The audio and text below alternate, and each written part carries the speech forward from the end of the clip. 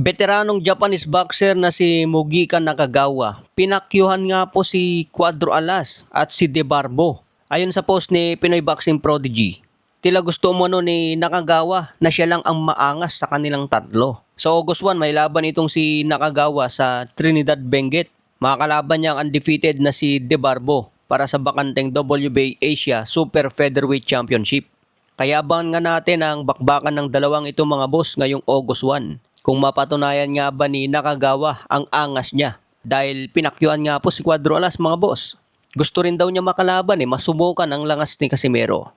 May kartada ito ngayon na 32 wins, 20 KOs, may 11 na talo. Sa iba pang balita, Shane Mosley sinabi nga po na mas papabor siya kay Ryan Garcia. Posible umanong manak-out ni Ryan Garcia si Conor Benn. Sinabi rin ni Shane Mosley na andun pa rin yung interest niya na makalaban si pambansang kamao Manny Pacquiao kahit parehas na silang matanda na. Sa ngayon, edad 54 na si Shane Mosley, samantala si Manny Pacquiao mag-edad 48 na. So tingin ko wala na sigurong promoter na magkakainteresado pa na paglabanin ang dalawang Thunders. Pwede pa si Manny Pacquiao kay Floyd Mayweather dahil parehas malaki ang kanilang pangalan. Sa 2027, sana matuloy pa nga ang laban ni Pacquiao at Floyd mga boss Kung hindi pa rin matuloy yan sa 2027, siguradong burado na yan. Sa iba pang balita, sinabi nga po ni Conor McGregor na huling laban na niya sa 2027.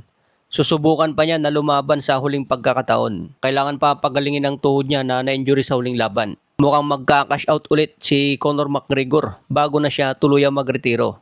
Samantala sinabi naman po ni Jaron Ennis na Unified Super Welterweight Champion.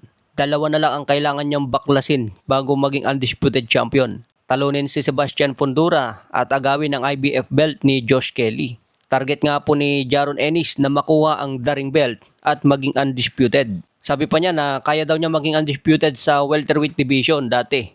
Pero hindi na niya tinuloy dahil nahirapan na sa pagkuha ng 147 pounds. Kaya dito na raw niya gagawin yan sa 154 pounds at balak pa niya umakyat ng middleweight 160 pounds. Sinabi rin ni Jaron Ennis na hindi raw malayo na lumaban din siya sa timbang ni Canelo Alvarez na 168 pounds. Kailangan lang daw niya ipunin ang lahat ng titulo dito sa mababang timbang. Si Sebastian Fundora na lang ang mahirap na kalaban niya dyan dahil napakalaki. Sa iba pang balita, August 1, laban po ni Lamont Roach versus William Cepeda.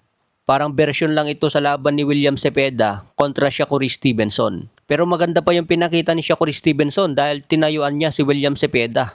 So pwede rin tumaya sa laban na ito dahil malaki ang pag-asa ni Lamont Roach na manalo dito. Lalo na kung ma-outbox niya si William Cepeda. Pero hindi rin sigurado ang panalo ni Lamont Roach dyan dahil volume puncher si Cepeda at hindi rin siya napapagod. Huling laban ni Lamont Roach, 2 tabla. Tumabla kay Tank Davis at tumabla din kay Pitbull Isaac Cruz. Okay mga boss, yan lang muna ang balita natin. Follow for more updates.